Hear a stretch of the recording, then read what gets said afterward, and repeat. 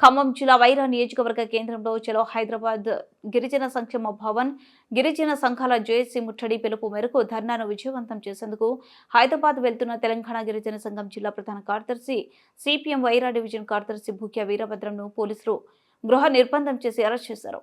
ఈ సందర్భంగా భూక్య వీరభద్రం మాట్లాడుతూ గిరిజనుల సంక్షేమం కోసం మంజూరైన 219 కోట్ల రూపాయల నిధులు గిరిజనులకు ఇవ్వకుండా కాంగ్రెస్ ప్రభుత్వం రద్దు చేయడం బాధాకరమని అన్నారు. కాంగ్రెస్ ప్రభుత్వం గిరిజనులకు సంక్షేమ పథకాలు అందిస్తామని చెప్పి నేటికి సంవత్సరం గడుస్తున్నా అవి అమలు చేయకుండా గత ప్రభుత్వంలో మంజూరై నా నిధులను రాష్ట్ర ప్రభుత్వం రద్దు చేయడం గిరిజనులను మోసం చేయడమేనని అన్నారు.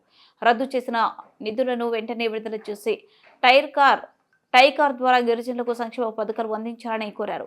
గిరిజనుల కోసం పోరాటం చేస్తున్న గిరిజన సంఘం నాయకులను అక్రమ అరెస్టు చేసి నిర్బంధించడం మానుకోవాలని ప్రభుత్వాన్ని హెచ్చరించారు. కాంగ్రెస్ ప్రభుత్వం ప్రకటించిన గ్యారంటీ పథకాలను వెంటనే అమలు చేసి పేదలకు అందించాలని డిమాండ్ చేశారు. ఈ కార్యక్రమంలో సిపిఎం జిల్లా నాయకులు శంకర సుధాకర్, మండల నాయకులు అమర్నేని కృష్ణ పాల్గొన్నారు.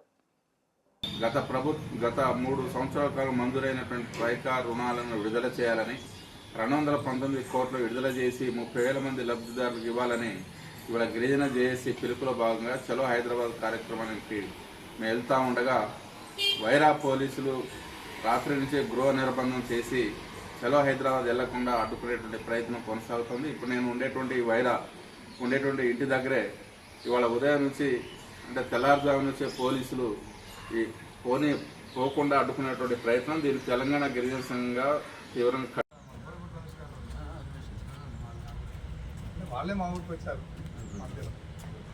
ఖండించండి అక్రమ అరెస్టులని ఖండించండి అక్రమ అరెస్టులని పరిష్కరించాలి ప్రజా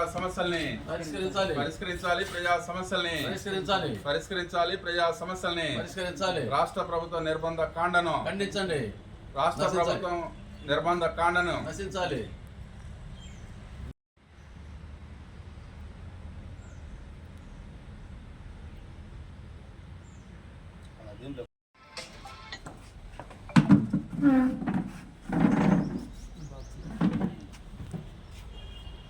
భూక్య వీరభద్రం, తెలంగాణ గిరిజన సంఘం ఖమ్మం జిల్లా కార్యదర్శి, సిపిఎం పార్టీ వైరా డివిజన్ కార్యదర్శి.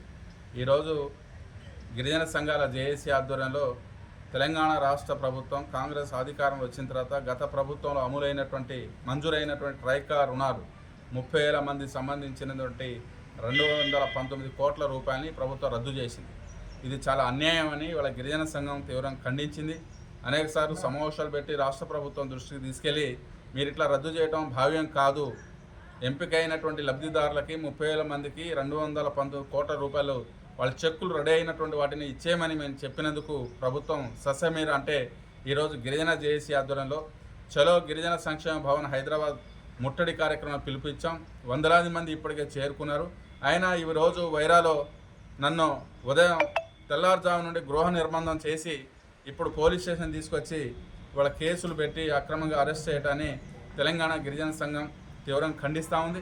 ఈ ప్రభుత్వాన్ని మేము చెప్పదలుచుకుంది ఒకటే, మీరు ఎన్నికల హామీలు అమలు చేయండి, మీరు ఇచ్చిన మాటలన్నీ కూడా అమలు చేస్తే సంతోషం.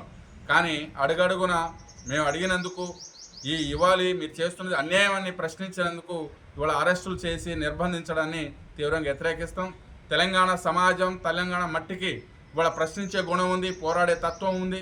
కాబట్టి అణచివేయాలని చూస్తే అది తిరుగుబాటు అనేక రూపాల్లో దారితీసే ప్రమాదం ఉంది. ఈ కాంగ్రెస్ రాష్ట్ర ప్రభుత్వానికి ఇవాళ ఇట్లాంటి అక్రమ అరెస్టులు, నిర్బంధాలు, గృహ నిర్బంధం, పోలీస్ స్టేషన్ తీసుకురావటం అనేది సరైన పద్ధతి కాదు. మరి మీరు 6 గ్యారెంటీలతో పాటు 7వ గ్యారెంటీ కూడా ఇచ్చారు. ప్రజాస్వామ్యంలో ప్రజా సమస్యల మీద ఏదైనా అడగవచ్చు, పోరాడవచ్చు అనేటువంటి స్వేచ్ఛ ఇస్తామనేటువంటి ముఖ్యమంత్రి గారు ఇవాళ ఎందుకు అరెస్టులు చేస్తా ఉన్నారు?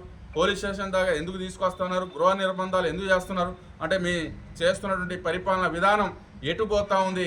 నిర్బంధాలతో ఇవాళ ప్రజా ఉద్యమాల్ని, ప్రజా సమస్యల్ని పరిష్కారం కోసం పోరాడుతున్న వాళ్ళని నిర్బంధించడమే మీ లక్ష్యం పెట్టుకుంటే రాబోయే కాలంలో తగిన మూల్యం చెల్లించక తప్పదు.